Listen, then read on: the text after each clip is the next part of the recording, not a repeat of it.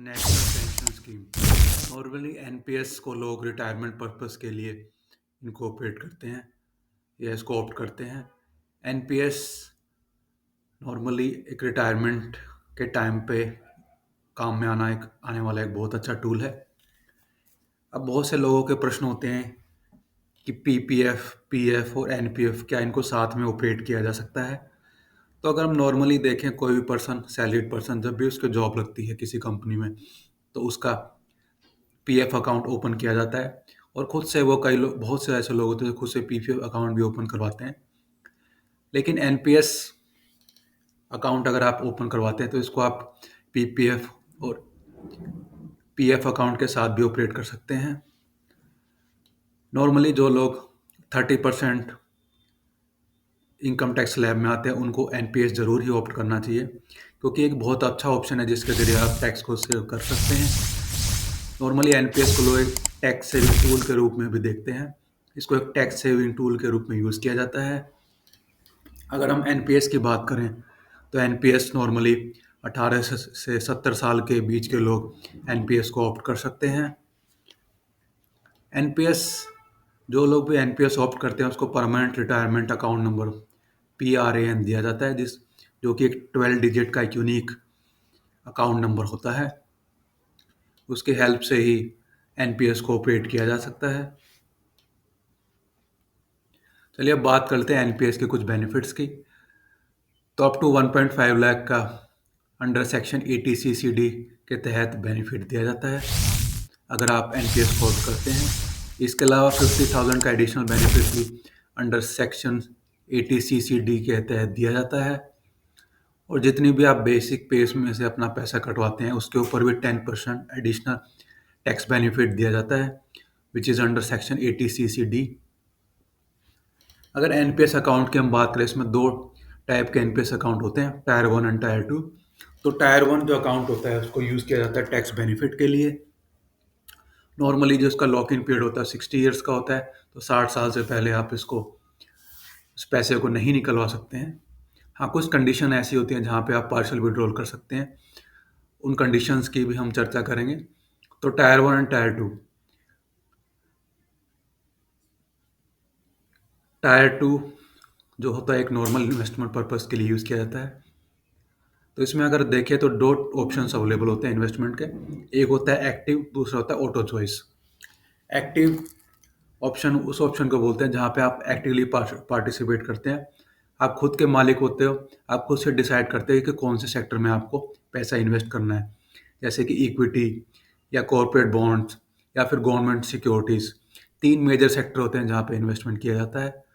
तो कौन से सेक्टर में कितना इन्वेस्टमेंट हो या खुद से आप डिसाइड करते हैं, ये मोड होता है एक्टिव मोड। बहुत से लोग ऐसे होते हैं जिनको इन सेक्टर्स का आइडिया नहीं होता है या उनके पास टाइम नहीं होता है कि इन सेक्टर्स में वो रिसर्च करके इन्वेस्ट कर पाएँ, तो उनके लिए ऑटो चॉइस का ऑप्शन होता है। तो नॉर्मली इक्विटी में कभी भी 100% आपका पैसा इन्वेस्ट नहीं किया जाता है, और जैसे जैसे एज बढ़ती है उसके बेस पे ही रेशो डिसाइड किया जाता है। टायर 1, टायर 2, अगर आप इसमें टायर 2 से टायर 1 या टायर 1 से टायर 2 स्विच करना चाहते हैं तो स्विचिंग इज़ आल्सो पॉसिबल। तो जब भी आपका मन करे आप टायर 1 से टायर 2 या टायर 2 से टायर 1 में स्विच कर सकते हैं। यहाँ पे हमने चार्ट के ज़रिए समझाने की कोशिश की है कि इक्विटी, कॉर्पोरेट और गवर्नमेंट सेक्टर में कितने कितने परसेंट तक आप इन्वेस्ट कर सकते हो और कितना मॉडरेट रिस्क आप ले सकते हो, कि जितना आप रिस्क लोगे उसके बेस पे ही आप रेशो डिसाइड करोगे। ये हमने चार्ट के जरिए एक्सप्लेन करने की कोशिश की है कि year wise, based on the age, जितनी आपकी एज है उसके बेस पे एक रेशियो यहाँ पे दिखाया गया है, कितना परसेंट तक आप इन्वेस्ट कर सकते हैं। एक बेस्ट रेशियो माना जाता है बेस्ड ऑन द एज, क्योंकि यहाँ पे एक, जैसे जैसे एज बढ़ती है वहाँ पे एक रिस्क फैक्टर भी आ जाता है। तो रिस्क फैक्टर और ये जो रेशियो है उसको इस चार्ट के जरिए दिखाया गया है। चलिए अब मैच्योरिटी की बात कर लेते हैं। एनपीएस की जो मैच्योरिटी होती है वो 60 साल में होती है, तो 60 साल की एज के बाद इसमें आप विड्रॉल कर सकते हैं।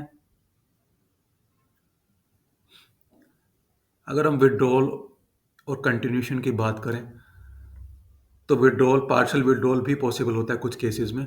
जैसे कि एजुकेशन ऑफ चाइल्ड, आपको बच्चे के एजुकेशन पर्पस के लिए, या फिर बच्चे की मैरिज के लिए, या मेडिकल एक्सपेंसेस, इन सारे सिचुएशंस में भी आप पार्शली एनपीएस को, पैसे को विड्रॉल कर पाएंगे। लेकिन फुली आपको पैसा अगर विड्रॉल करना है तो 60 साल से पहले आप नहीं कर सकते। हाँ, कुछ कंडीशन है कि जैसे आपका पैसा लमसम अमाउंट जो है 5 लाख या उससे कम है, तो एक टाइम पे आप इंटायर अमाउंट को विड्रॉल कर पाएंगे। 60 साल की रिटायरमेंट, जैसे आपकी रिटायरमेंट 60 साल पे आती है, उसके बाद अगर चाहें जितना भी आपका कोर प्लस या जो अमाउंट सेव हुई है उसको चाहे तो आप सारे पैसे को निकलवा सकते हैं, या फिर पोस्टपोन करना चाहे टिल 70 ईयर्स, वो भी पॉसिबल है। तो एनपीएस स्कीम को आप उसके अकॉर्डिंग ही आप ऑप्ट कर पाएंगे। और कुछ कंडीशन ऐसी होती है जहाँ पे जो सब्सक्राइबर उसकी डेथ हो जाती है, तो उस केस में नॉमिनी या लीगल हायर, उसको सारा का सारा पैसा रिफंड कर दिया जाएगा।